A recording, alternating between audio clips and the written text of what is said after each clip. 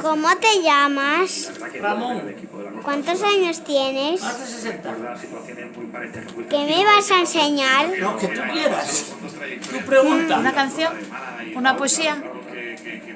Una poesía. Un juego. Un juego. No, a ver, una poesía, Una poesía, venga. ¿Cómo la quieres? ¿En asturiano o en cazurro? En asturiano. Voy a decirte En una fábula. asturiano. Mira, una fábula que me gusta mucho. En asturiano. No, primero una fábula que me vino a la cabeza porque si no, ¿tú sabes la del burro flautista? No. Mira, cerca de unos prados que hay en mi lugar, pasaba un borrico por casualidad. Una flauta en ellos halló que un zagal se dejó olvidada por casualidad.